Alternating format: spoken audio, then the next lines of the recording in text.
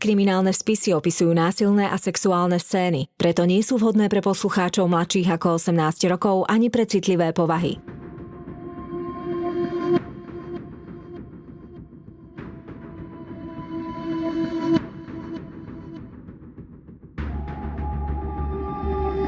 Spáchali ťažký zločin a pred spravodlivosťou sa im nepodarilo skryť. Na ich prípadoch pracovali len tí najlepší vyšetrovatelia. Každý z nich má v policajnom archíve svoj spis.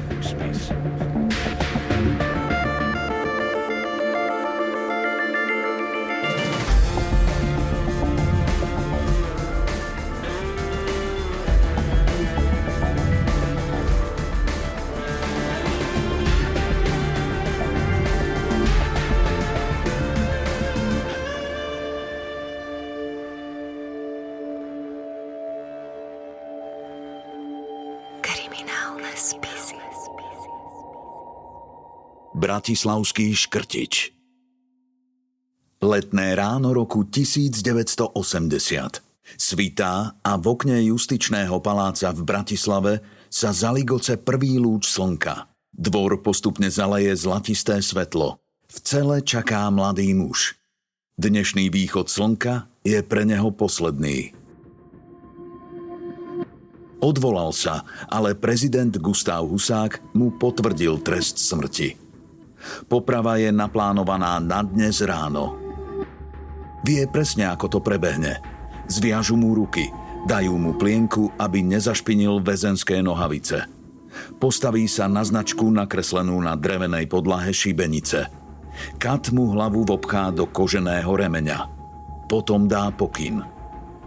Pred očami sa mu možno myhnú tváre žien, ktorým ublížil. Mama, manželka a všetky tie dievčatá, ktorým sa mstil. Ale možno sa to len tak hovorí a neuvidí nič. Len začuje, ako sa podlaha pod jeho nohami so škripotom otvorí. Bum. A celý premárnený život zmizne v prepadlisku.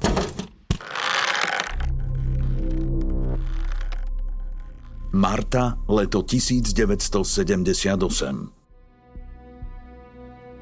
Ten sparný júlový večer trávila Marta s kolegami na terase bratislavskej krčmy. Pri vedľajšom stole popíjal aj tmavovlasý pohľadný muž. Usmial sa na ňu a predstavil sa ako Štefan. Potom si prisadol a zvyšok večera strávili v príjemnom rozhovore pri víne. Martini kolegovia sa po záverečnej rozprchli každý svojím smerom. Nad Bratislavou pomaly svítalo. Marta bola vďačná, keď sa Štefan ponúkol, že ju odprevadí domov. Kráčali smerom na opustené kúpalisko Lido. Na chvíľu si sadli na lavičku a dali si cigaretu. V tej chvíli Štefan začal Martu obchytkávať a šepkať jej do ucha, že ju musí mať. Marta ho ale odtlačila a jasne povedala, že sex nechce. Štefan ju nepočúval. Zvalil ju na zem a niekoľkokrát ju udrel po tvári. Príjemný spoločník sa razom zmenil na netvora. Rozdrapil Marte šaty a strhol jej nohavičky. Marta zaťala zuby, po lícach jej stekali slzy. Štefan do nej násilím vnikol. Po znásilnení sa Marta zodvihla zo zeme a bežala preč. Keď sa jej na druhý deň kolegovia pýtali, ako bolo, a beľavravne sa na ňu pritom usmievali, odvrátila tvár a radšej zmenila tému. Zašila si roztrhnuté šaty a o svojom otrasnom zážitku sa rozhodla navždy mlčať. Keby Marta prekonala strach a znásilnenie ohlásila na polícii, možno mohla byť poslednou obeťou tohto sexuálneho predátora. Jej mlčanie však spôsobilo, že Štefan mohol beztrestne vyčíňať ďalej. Nikto ho nezastavil. Pár mesiacov po prvom znásilnení Štefan napadol ďalšiu ženu. A jeho brutalita rástla. Je veľmi dôležité, aby ženy, ktoré sú napadnuté, to akýmkoľvek spôsobom zdieľali. Dnes už naozaj je veľmi veľa možností, ako napríklad anonymne oznámiť takéto veci. Existuje naozaj veľmi veľa rôznych inštitúcií, liniek, kde dostanú anonymne, bezplatne pomoc tieto obete. Ten systém spoločnosť vybudovala za tie roky a často to stačí možno povedať aj nejakému priateľovi, priateľke, že čo sa mi stalo, pretože môžem naozaj ochrániť niekoho ďalšieho, nejakú ďalšiu inú potenciálnu obeť. V tom čase 25-ročný Štefan viedol na oko usporiadaný život. Bol čerstvo ženatý, mal 3-ročného syna a ďalšie dieťa na ceste. S manželkou si zariaďovali nový pridelený byt. Zamestnaný bol ako mechanik meracích a regulačných strojov v bratislavskej rafinérii a v práci mal povesť bezproblémového, pracovitého a nekonfliktného muža. S ostatnými zamestnancami udržiaval priateľské vzťahy a práve kolegyňa ho pozvala na oslavu, kde sa Štefan dopustil ďalšieho zločinu. Anna, január 1979. Na sídlisko Dolné Hony padá hustý, nočný, mokrý sneh. Novúčičké byty ešte len čakajú na svojich majiteľov. Bytovky sú ponorené do tmy. Len sem a tam sa v okne svieti. Mladá rodina vešia záclony. Parky a ulice sú tmavé, zatiaľ neosvetlené a vyľudnené. V jednom z týchto bytov sa konala osudná narodeninová oslava. 4 mladí ľudia popíjali a dobre sa bavili. Štefan do partie zapadol, bol šarmantný a vtipný. Keď dopili fľašu vodky, oslávenec s kamarátkou sa vybrali kúpiť ďalší alkohol a bez váhania nechali Štefana samého s 24-ročnou Annou. To sa jej však stalo osudným. Keď osameli, Anna sa Štefanovi zverila, že sa jej prednedávnom rozpadol vzťah. On sa snažil vzbudiť pocit spriaznenosti a hoci ho doma čakala manželka, zaklamal, že je takisto rozvedený a cíti sa sám. Potom navrhol Anne, že ju pomiluje. Tá však nemala záujem o sex, chcela sa len porozprávať. To Štefana rozzúrilo. Na kľúčenke nosil vreckový nožík, otvoril ho a priložil žene čepeľ na krk. Anna v tú chvíľu nestratila ducha prítomnosť a pokúšala sa naťahovať čas. Snažila sa s ním zhovárať, no on chcel len jedno – sex, inak ju zabije. Anna mu povedala, nech ju radšej zabije, ale spať s ním nebude. A ak jej ublíži, kamaráti sa o chvíľu vrátia z obchodu a Štefan skončí na polícii. Dúfala, že racionálne argumenty zaúčinkujú, ale rozzúrený Štefan kričal, že je mu to jedno. A keď bude treba, zabije každého, kto sa mu postaví do cesty. Na dôkaz, že to myslí vážne, jej zatlačil nôž na krk a porezal ju. Stačilo málo, aby Štefan svoj zámer zrealizoval, ale v tom sa otvorili dvere a do bytu sa vrátil zvyšok partie. Hneď bolo jasné, že sa tu počas ich neprítomnosti odohrala dráma. Anna krvácala z krku, bola v šoku, triasla sa a dookola opakovala ja žijem, ja žijem. Štefan sa snažil zachrániť situáciu. Ospravedlňoval sa, vyhováral, že je pripitý a že išlo len o žart. Dievča je precitlivené, ale tomu nepomohlo a násilníka vyhodili z bytu. Keď sa Anna trochu spamätala zo šoku, rozhodla sa napadnutie ohlásiť na polícii. Mohla by tam zavolať, ale v byte nebol ešte pripojený telefón. Povedala si, že nebude čakať do rána a pôjde na políciu hneď. Kamaráti ju presviečali, aby nikam nešla, že je už noc, ale Anna bola tvrdohlavá a možno aj konala v šoku.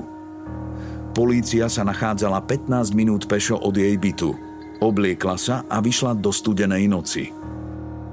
Vydala sa nočnými ulicami novopostaveného sídliska na policajnú stanicu, kam však nikdy nedorazila. Rozostávané čínžiaky boli zväčša ešte bez známok života a na ulici vládlo ticho. Mráz zaliezal pod nechty a sneh pod nohami vrzgal ako staré dvere. Slabé svetlo pouličných lámp sa odrážalo od vrstvy napadaného snehu a osvetľovalo tmavé zákutia, no Anna i tak nemala dobrý pocit. Na zľadovateľom chodníku sa šmýkalo a podpätky na čižmách sa jej vykrúcali do strán. Zrazu za sebou začula kroky. Obzrela sa, žalúdok sa jej stiahol, hrdlo zovrelo. V tme za ňou stál Štefan. Dala sa do behu. Vedela, že policajná stanica je len o pár ulic ďalej. Muž ju prenasledoval. Chcela kričať, ale dých jej nestačil. Aj keby volala o pomoc, kto by ju začul v opustenom nočnom parku? Naháňačka netrvala dlho, aj keď Anne sa zdalo, že každá sekunda trvá večnosť. Pošmykla sa, stratila rovnováhu a Štefan ju zrazil do snehu. Ešte sa snažil ovládať. Nechcem ti ublížiť, chcem len, aby si ma neudala, hovoril jej priškrteným hlasom. Pokúšal sa vyjednávať. Za mlčanie jej ponúkal peniaze, no Anna to odmietla. To už Štefan nevydržal. Dotiahol ju až k železnému plotu, roztrhol kožuch a začal jej udierať hlavou o železné zábradlie. Vrčal, že zabije ju, jej rodinu aj priateľov. Na sneh kvapkala krv. Anne bolo jasné, že Štefan je schopný svoje vyhrážky naplniť. Prosila o život a sľúbila mu, že na políciu nepôjde, len nech ju nechá žiť. Štefan ju pustil a Anna sa v hrôze vrátila domov.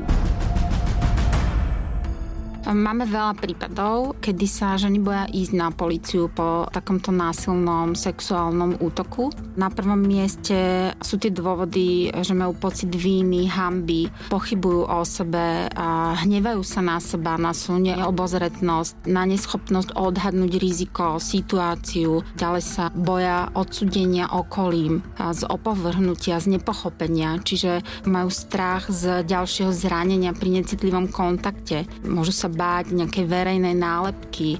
Takisto môžu mať strach z konfrontácie s páchateľom v prípade, že ho napríklad poznajú alebo že bude teda odhalený a zaistený.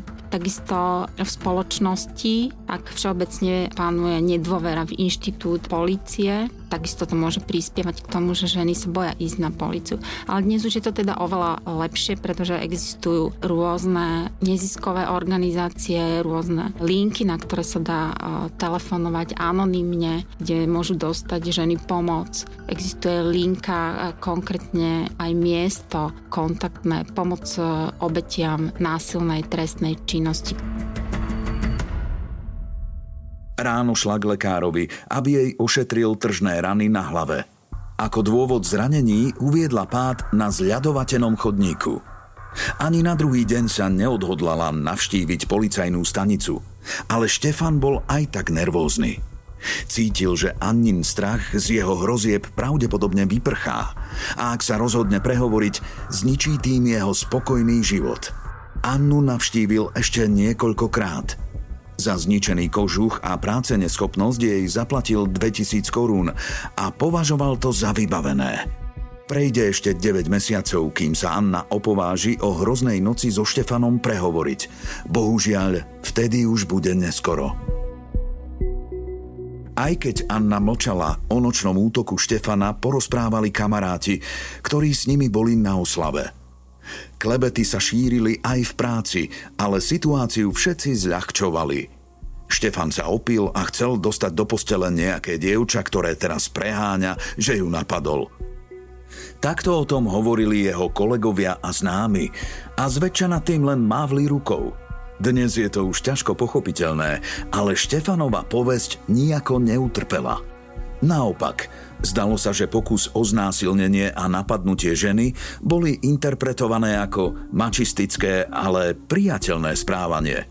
A tak šnúra Štefanovej brutality pokračovala. Len o pár mesiacov po incidente na Dolných Honoch Štefan napadol ďalšiu mladú ženu.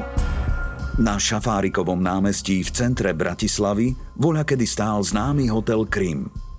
Pod hotelom sa nachádzal populárny podnik, kde sa hralo bingo a popíjalo až do rána. V tú noc Štefan odtiaľ odchádzal medzi poslednými, takmer na svitaní. Pri odchode z vinárne sa pristavil pri nočnej recepčnej a dal sa s ňou do reči. Vzorec sa opakoval.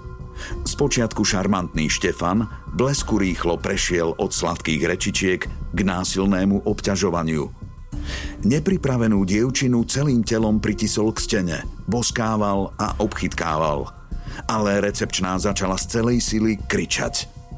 Ako vždy, Štefana ženské odmietnutie rozúrilo takmer do nepríčetnosti. Zovrel jej rukami hrdlo a začal ju škrtiť. Mladé dievča strácalo silu, no neprestávalo bojovať. Vtedy na recepciu vbehol muž, ktorý počul volanie o pomoc. Štefan sotil recepčnú na zem a utiekol. Jeho konanie nikto neohlásil na polícii. V hoteli Krím sa Štefan potom nejaký čas neukázal. Až do večera, kedy jeho vyčíňanie vyvrcholilo. Pantl je odborníkmi z odboru psychiatrie diagnostikovaný ako psychopatická osobnosť, ako egocentrik, ako sexuálny agresor, ktorý si takýmto násilím potvrdzuje svoju mužnosť. Posudky odborníkov poukazujú na absenciu svedomia a citových zábran. Sexuálny agresor je človek, ktorý používa násilie a agresiu na prekonanie odporu obete, aby sa následne teda mohol sexuálne uspokojiť. Sexuálni agresori sa zastavia až vtedy, keď sú dolapení. A pretože ak majú skúsenosť, že im násilie z ich strany prejde, nie je nejakým spôsobom potrestaný ten človek, tak v ňom pokračuje. Pretože jeho ženie ten pud, ktorý potrebuje si naplniť tým, že nie je nejakým spôsobom zastavený, ohrozený, že bude prezradený, tak v tom pokračuje. Nie každý sexuálny agresor skončí po nejakom takomto čine vo výkone trestu. Mnoho ľudí si dokáže uvedomiť, že toto jeho správanie nie je akceptovateľné a vie sa zastaviť, pretože tá sexualita a agresivita je súčasťou každého z nás, len tá miera toho prekročenia je individuálna a nie je to o tom, že by sme nevedeli sa ovládať. Nikto sa nevie, ale je veľa ľudí, ktorí má v sebe túto zložku, a teda máme ju všetci, a niektorí ju máme vyššiu, ale vieme nájsť adekvátny spôsob, ako to spracovať. 12. september 1979. Kamarátky Olga a Vlasta prišli do Bratislavy z vidieka len pred pár mesiacmi. Zdieľali spoločnú izbu v Slobodárni, tak vtedy nazývali lacné ubytovne pre mladých, ktorí prišli do hlavného mesta za prácou z regiónov. Po šichte vo výpočtovom stredisku si dievčatá chceli zvyšok dňa užiť v meste, zájsť do kina a na víno. 24-ročná Olga a o 2 roky mladšia Vlasta sa zastavili v malej podzemnej krčme v pokojnej časti starého mesta. Dlho však samé neostali. Od vedľajšieho stola si k ním prisadol Štefan s 2 kamarátmi. Večer plynul príjemne. Štefan bol ako vždy výborný spoločník, vtipný a milý, dievčatám sa páčil. V jeho správaní nič nenasvedčovalo tomu, čo sa skrýva pod povrchom. Po záverečnej sa celá partia presunula do nedalekého hotela Krím, kde si objednala ďalšie víno. Štefan sa posadil vedľa Vlasty. Zaujímal sa o ňu. Sem tam sa na ňu dlhšie zadíval a akoby náhodou sa jej dotkol. Už vtedy bol rozhodnutý, že dievča dnes v noci dostane. Snažil sa ju zviesť a ako vždy používal osvedčené metódy. Nalieval jej a pritom sa predvádzal, vyťahoval, flirtoval a klamal. Ohúriť naivnú dievčinu zo Slobodárne nebolo ťažké. Mestský sveták Štefan rozprával o tom, že dostal nový byt. Zatajil manželku i syna. Keď ohlásili posledné objednávky, Štefan akoby náhodou pozval Vlastu k sebe domov. Býva nedaleko. Už je neskoro, v noci nebude predsa blúdiť mestom sama. Bude bezpečnejšie, ak prespí u neho. Vlaste sa nápad pozdával, páčil sa jej aj šarmantný sveták, ale predsa len zasvietila kontrolka. Odmietla ísť sama k mužovi, ktorého pozná len pár hodín. Súhlasila, že pôjdu na byt, ale len vtedy, ak s ňou príde aj kamarátka Olga. Štefan nemal nič proti a v priateľskej atmosfére sa všetci traja presunuli na nedalekú Bezručovú ulicu. Na byte Štefan pokračoval v divadielku. Dievčatám ukazoval nový nábytok a tešilo ho, keď pochvaľovali jeho vkus. Usadil ich v spálni, ktorá bola už takmer kompletne zariadená, a nalial im ďalšie červené víno. Olge sa už od únavy a opitosti zatvárali oči. Štefan jej ponúkol, že ju uloží na gauč v obývačke. Olga sa teda vyzliekla do spodnej bielizne a Štefan ju starostlivo prikryl dekou. Potom sa vrátil za Vlastou. Teraz prišiel jeho čas, na toto celý večer čakal. Konečne ostali sami. Už nemusel skrývať svoje úmysly. Od flirtovania rýchlo prešiel k dotykom. Vlasta bola zaskočená, ale jasne mu dala najavo, že o sex nemá záujem, je unavená a chce ísť tiež spať. Štefana odmietnutie urazilo, ale zatiaľ sa ako tak ovládal. Vlasta nebola jediná, kto mohol v túto noc uspokojiť jeho potreby. Vrátil sa do obývačky k Olge. Spiace dievča začal obchytkávať a boskávať. Olga sa zobudila a v polospánku povedala, že sex nechce. 2 ženy, 2 odmietnutia. V Štefanovi to vrelo. Odišiel do kúpeľne a osprchoval sa. Hodil na seba župan, no keď vzal do ruky opasok, na chvíľu zaváhal.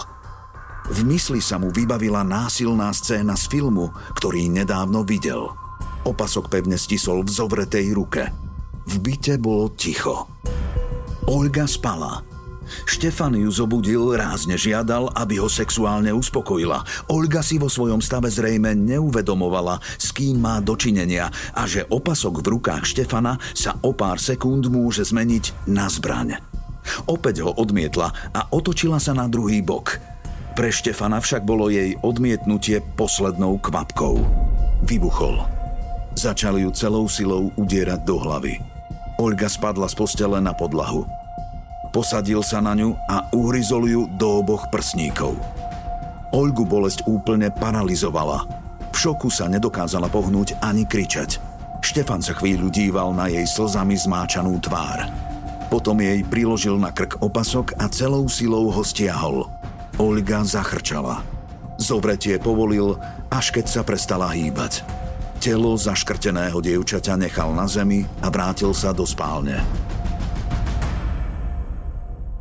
Nič netušiaca Vlasta sa prebudila na Štefanové dotyky. Už neboli jemné a náhodné ako predtým v Kryme. Odstrčila ho a spýtala sa, či je blázon. To slovo blázon Štefana nahnevalo ešte viac. Schytil Vlastu a začal jej násilím strhávať nohavičky. Vlasta kričala na Olgu, ale z vedľajšej izby sa nik neozýval. Vlasta prosila Štefana, aby jej neubližoval. Priznala, že je ešte panna. Štefana však tieto slová ešte väčšmi vzrušili. Pesťami ju udrel do zátylku, potom ju priľahol a niekoľkokrát za sebou do nej násilím vnikol. Na posteli pod Vlastou zostala krvavá škvrna. Štefan ubolené dievča ešte donútil k orálnemu sexu.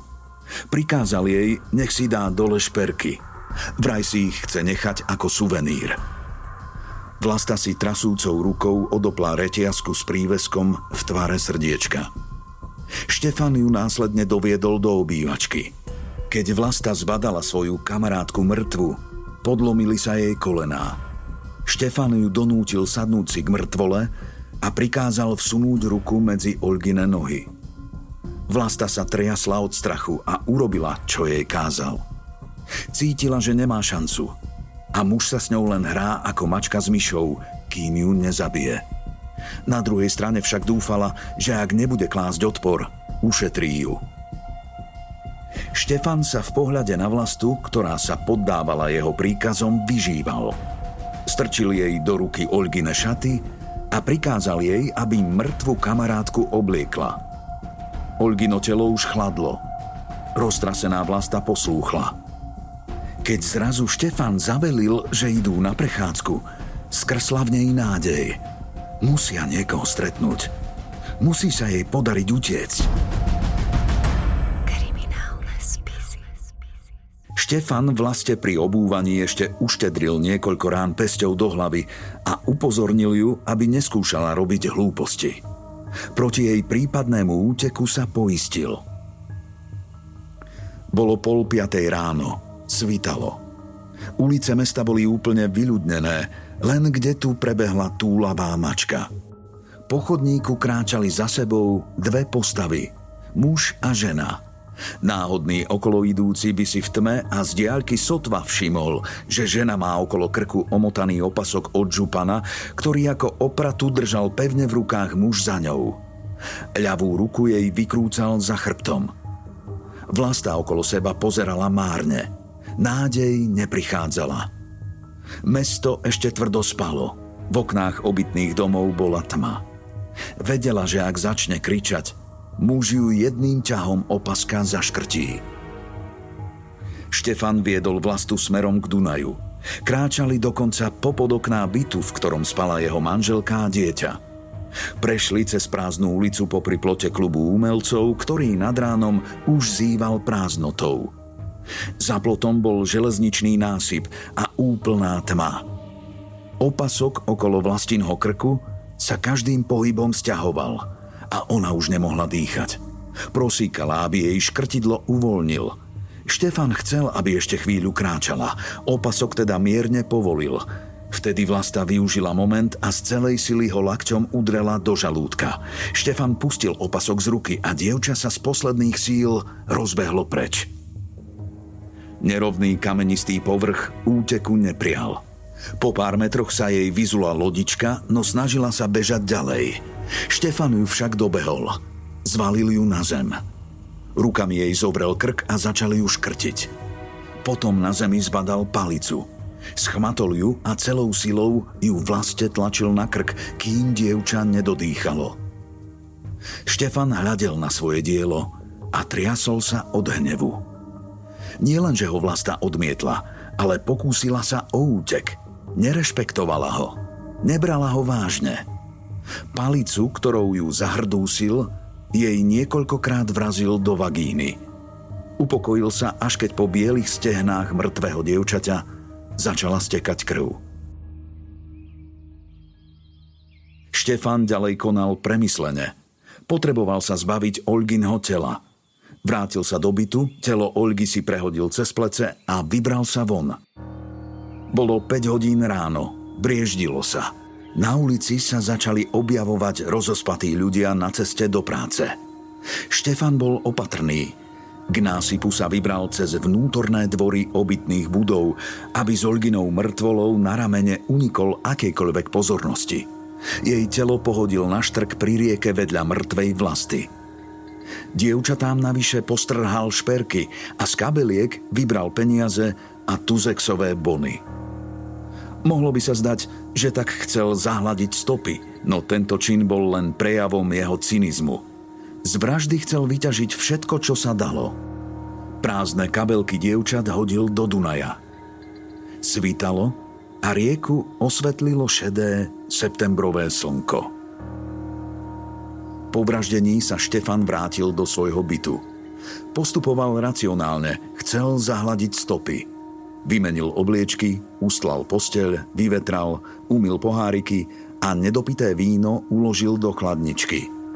Odtiaľ pokojne odišiel do bytu svokrovcov, kde spala jeho manželka a syn. Nasledujúce dni sa správal ako vzorný otec a manžel. Manželke venoval Vlastinu zlatú reťazku so srdiečkom, o ktorej tvrdil, že ju vyhral v kartách. Šli spolu aj na nákup do Tuzexu. Rodinná idylka? Ťažko. Po príchode do ich nového bytu manželka našla na odkvapkávači 3 poháre od vína. Bola zvyknutá na to, že jej manžel sa po nociach túla a má rád ženskú spoločnosť. Nemala o ňom ilúzie a poznala aj jeho prudkú povahu. Sem tam vzťahol ruku aj na ňu. Možno si myslela, že to bolo len nočné posedenie. O vražde nepadlo ani slovo. Po pár dňoch pri Dunaji našiel náhodný okoloidúci telá 2 mŕtvych dievčat a polícia vyhlásila pátranie. Rýchlo sa to roznieslo po meste. Šepkalo sa o sériovom vrahovi.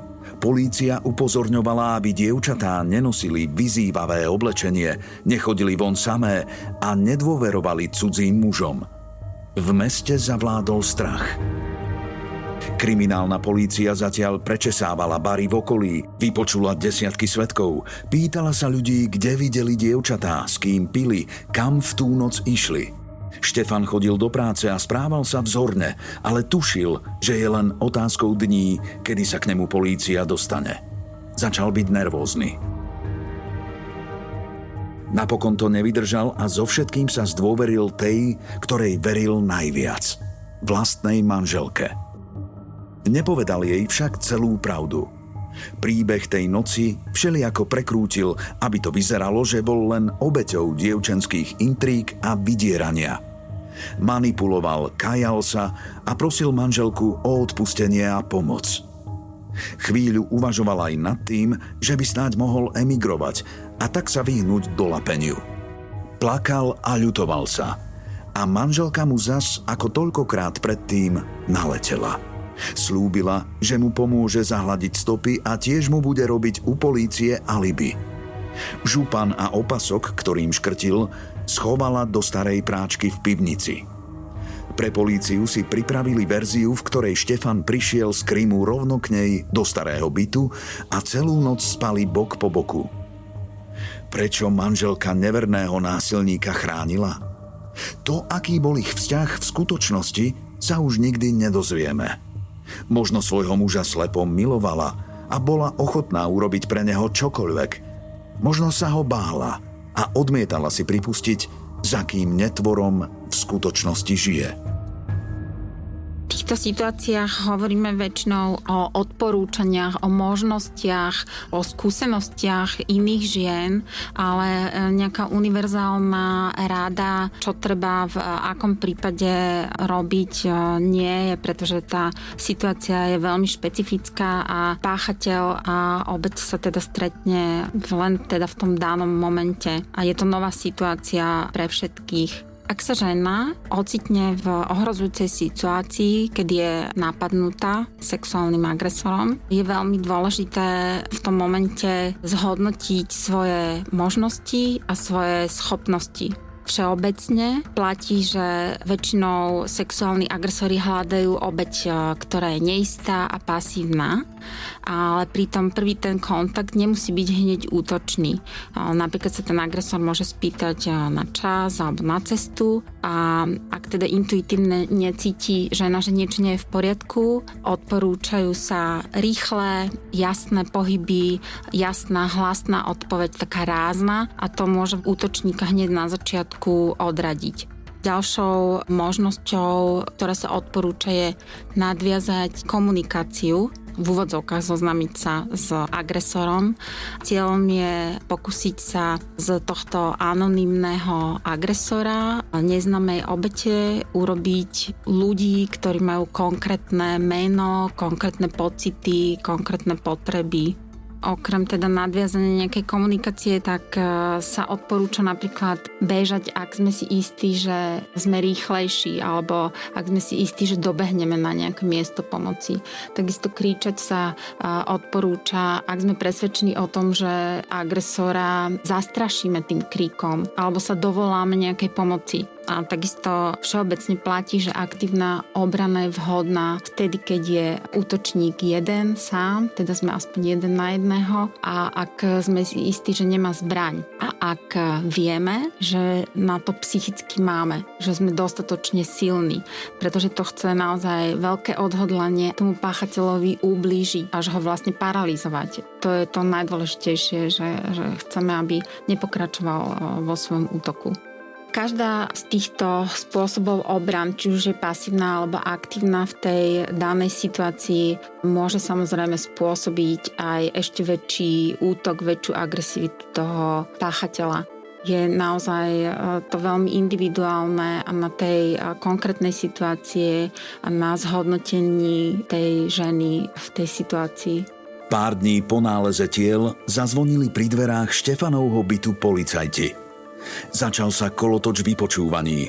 Manželia spočiatku všetko zapierali, ale v ich výpovediach bolo stále viac nezrovnalostí a bielých miest. V pivnici sa našiel aj župan s opaskom, ktorým dievčatá uškrtil. Biologické stopy jasne dokazovali, že dievčatá znásilnil a zaškrtil Štefan. Polícia postupne vypátrala aj ďalšie ženy, ktoré Štefan za posledný rok napadol. Dievča z kúpaliska, recepčnú aj Annu. Všetky vypovedali o tom, že šarmantný muž sa v momente, keď ho odmietli, zmenil na sexuálneho násilníka. Manželka sa pod tlakom dôkazov zlomila. Aj Štefan sa napokon priznal. Ale do poslednej chvíle sa zo seba snažil urobiť alfa samca. Preháňal svoje sexuálne výkony. Vystatoval sa neodolateľnou príťažlivosťou pre ženy. Necítil žiadnu vinu, naopak. Pri rozprávaní o vraždení a znásilňovaní sa predvádzal a zveličoval všetky detaily. Navonok nekonfliktného, pracovitého a ordinárneho Štefana po tomto čine psychiatri diagnostikovali ako psychopatickú osobnosť, egocentrika a sexuálneho agresora, ktorý si týmto spôsobom potvrdzuje svoju mužnosť. Každé jedno odmietnutie zatínalo do živého a potvrdzovalo, že nie je tým, kým túži byť, dominantným alfasamcom, ktorý dostane každú, na ktorú ukáže prstom. Psychiatrický posudok poukazoval na jeho absenciu svedomia, citových zábran a cynizmus. Podľa vtedy platnej legislatívy bol Štefan Pantl napokon odsúdený na trest smrti za znásilnenia, pokus o znásilnenie, dvojnásobnú vraždu a krádež. Štefan Pantl bol sexuálny agresor, no žiadna zo žien, ktoré prežili jeho vyčíňanie, ho nenahlásila polícii.